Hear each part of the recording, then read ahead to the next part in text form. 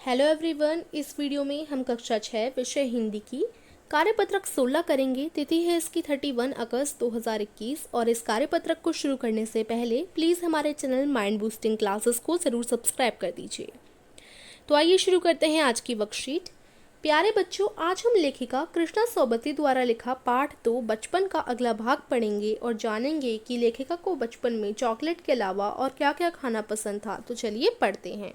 तो इससे पहले हमने जो हमारी हिंदी की कार्यपत्रिका 15 आई थी उसमें हमने कृष्णा सोबती द्वारा पढ़ा था। कृष्णा सोबती द्वारा लिखा गया पाठ बचपन का संस्मरण किया था और इसमें जाना था कि लेखिका को चॉकलेट पसंद है। अब आज का ये जो वर्कशीट है, आज की जो वीडियो है, इसमें हम जानेंगे कि लेखिका को इसके अलावा और क्या क्या खाना पसंद है। शिमला के काफल भी बहुत याद आते हैं, खट्टे मीठे, कुछ एकदम लाल, कुछ गुलाबी, कुछ रसभरी, कसमल, सोचकर ही मुंह में पानी भर आए। तो ये शिमला की रहने वाली थी और एक याद करती हैं वहाँ के काफल। काफल क्या होते हैं? छोटे ना, छोटे छोटे फ्रूट्स टाइप के होते हैं, जैसे आपने चेरी देखी होंगी उसी तरीके से काफल होते हैं। तो काफल खट्टे मीठे होते हैं, कुछ लाल होते हैं, कुछ गुलाबी होते हैं, तो इनके मुंह में पानी भर आया। चेस्टनट एक और गजब की चीज़, आग पर भुने जाते और फिर छिलके उतारकर मुंह में। तो एक चेस्टनट होते हैं, ये नट की तरह ही होते हैं, इन्हें आग में भुना जाता है, उसके बाद इनके छिलके उतारकर इन्हें खा लिया जाता है।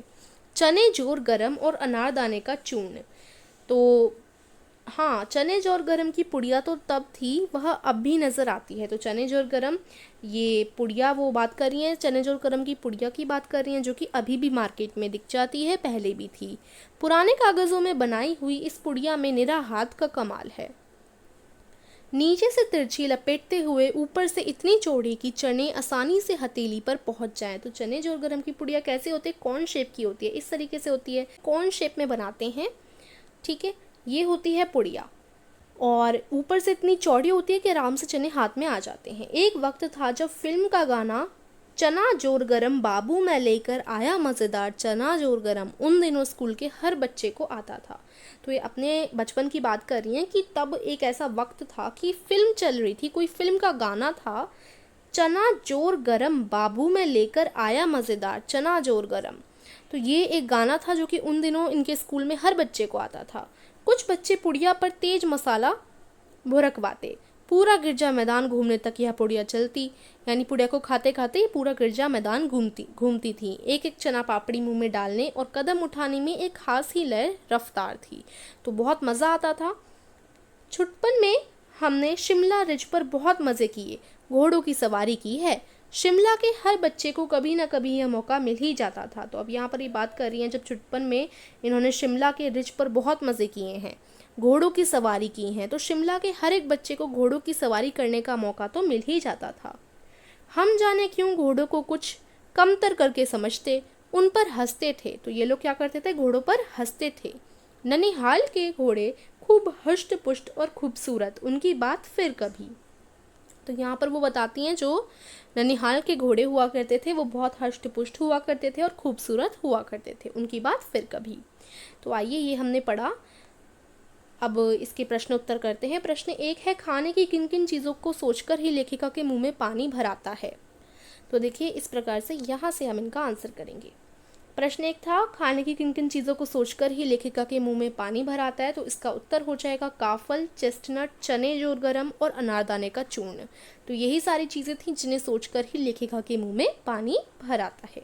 प्रश्न 2 है, इस पुड़िया में निरा हाथ का कमाल है, यहाँ किस पुड़िया की बात हो रही है? तो अभी हमने ऊपर गद्यांश में पढ़ा, तो यहाँ उत्तर आ जाएगा, यहाँ चने जोर गरम की पुड़िया के बारे में बात की जा रही है, ठीक है। प्रश्न नंबर 3 है, चने जोर गरम की पुड़िया किस आकार की बनाई जाती थी? तो मैंने आपको अभी पहले ही बताया कि इस प्रकार की कौन शेप की बनाई जाती थी और इस आकार को हम शंकु आकार बोलते हैं। चने जोर गरम की पुड़िया का शंकु आकार होता है, ये इसका उत्तर हो जाएगा। प्रश्न 4 है, लेखिका के बचपन के समय कौन सा गाना हर बच्चे को आता था? लिखिए। तो अभी हमने जो हमारा पिछली गद्यांश हमने पढ़ा उसमें जाना, इसका उत्तर होगा, लेखिका के बचपन के समय में फिल्म का गाना चना जोर गरम बाबू मैं लेकर आया मज़ेदार चना जोर गरम गाना हर बच्चे को आता था, ठीक है। प्रश्न 5 है, शिमला के हर बच्चे को कभी ना कभी यह मौका मिल ही जाता था, किस मौके की बात यहाँ की गई है? तो यहाँ पर इसका उत्तर हो जाएगा यहाँ पर घोड़े पे सवारी करने के मौके की बात की गई है। प्रश्न 6 है, लेखिका के ननिहाल के घोड़े कैसे थे? तो अभी हमने पढ़ा ननिहाल के घोड़े कैसे थे। इसका उत्तर हो जाएगा ननिहाल के घोड़े खूब हष्ट-पुष्ट और खूबसूरत थे। ठीक है, तो ये आपके प्रश्न हो जाएंगे प्रश्न 1 से प्रश्न 6 तक।